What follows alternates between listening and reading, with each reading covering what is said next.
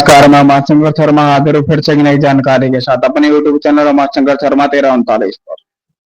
तो जैसा कि आज का वीडियो का थंबनेल देखकर आप समझ ही गए होंगे कि आज का टॉपिक क्या रहने वाला है। शिव जी पर चढ़ाए गए प्रसाद के संबंध में जो शंका रहती है उसके समाधान के ऊपर आज हम बात करेंगे कि उसका जो प्रसाद है किसी भी देवता का या शिव जी पर चढ़ा हुआ उसे हमें ग्रहण करना चाहिए नहीं करना चाहिए।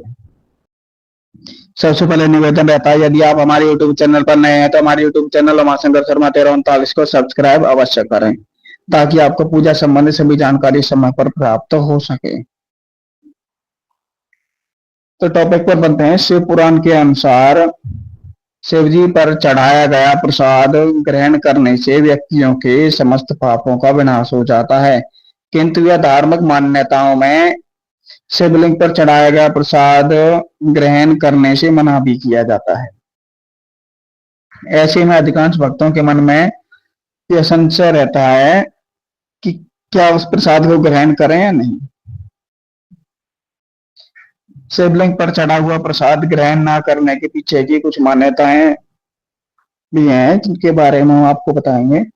पूजा में भगवान या देवताओं को चढ़ाया हुआ प्रसाद अत्यंत पवित्र माना जाता है, जो रोग दोष शोक विनाश सभी को इस प्रकार से नष्ट कर देता है कि जिस प्रकार कोई दैविक शक्ति हमारे पापों का विनाश करती है। किंतु शिवलिंग पर चढ़ा हुआ प्रसाद ग्रहण करने से मना किया जाता है। यहाँ इस बात को ध्यान रखना अति आवश्यक है कि केवल कुछ परिस्थितियों में ही प्रसाद को ग्रहण करना निषेध माना गया है, क्योंकि शिवलिंग पर चढ़ाया गया प्रसाद ग्रहणीय है। आगे हम इसी पर चर्चा करेंगे। इससे पहले इस प्रसाद को ग्रहण करने से मना करने का कारण जानना अति आवश्यक है।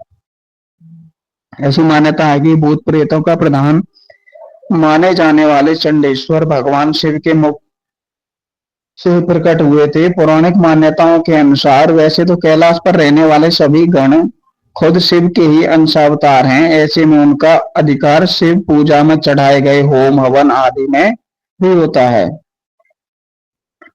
इनमें भी एक खास शिवगण है चंडीश, जो चंड गण या चंडेश्वर भी कहते हैं।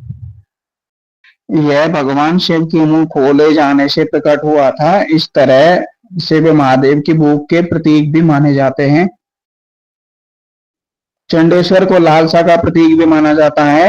एक बार चंडेश्वर की भूख नहीं मिटी तो महादेव ने उन्हें कहा कि मेरे पत्थर से बने शिवलिंग मिट्टी के शिवलिंग पर चढ़े प्रसाद पर तुम्हारा अधिकार होगा। यानी कि शिव जी ने उनको कह दिया कि जो मेरे शिवलिंग पर जो प्रसाद चढ़ेगा उस पर तुम्हारा अधिकार रहेगा। इसलिए अगर कोई भी इस प्रसाद को खाता है तो वो भूत प्रेतों के अंश को ग्रहण कर लेता है। इसी वजह से शिवलिंग पर चढ़ाए हुए प्रसाद को खाने से मना किया जाता है। किंतु कुछ खास शिवलिंग पर ही चढ़ाया प्रसाद खाने के लिए मना किया जाता है। कौन सा प्रसाद ग्रहण किया जा सकता है, बात करते हैं कि ऐसा कौन सा प्रसाद है शिवलिंग पर जिसको हम ग्रहण कर सकते हैं। शिव पुराण के अनुसार विंध्येश्वर संहिता के 22वें अध्याय में इसकी स्पष्ट जानकारी मिलती है, जो इस प्रकार है।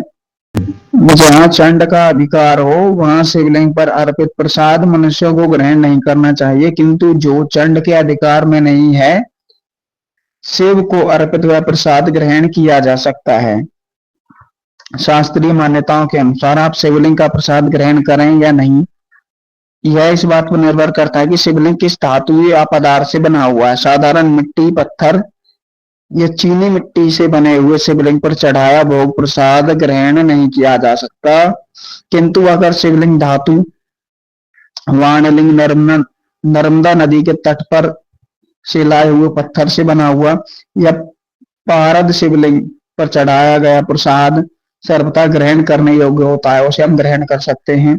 यह चंडेश्वर का अंश न होकर महादेव के हिस्से में होता है और इसे ग्रहण करने से किसी प्रकार का कोई दोष हमें नहीं लगता है और इसके ग्रहण करने से हमारी समस्त बाधाएं मिट जाती हैं। इसके अतिरिक्त अगर किसी भी शिवलिंग की शालिग्राम के साथ पूजा की जाती है तो वह चाहे किसी भी पदार्थ से बना हो, उस पर अर्पित प्रसाद दोष मुक्त होता है, उसे भी ग्रहण किया जा सकता है।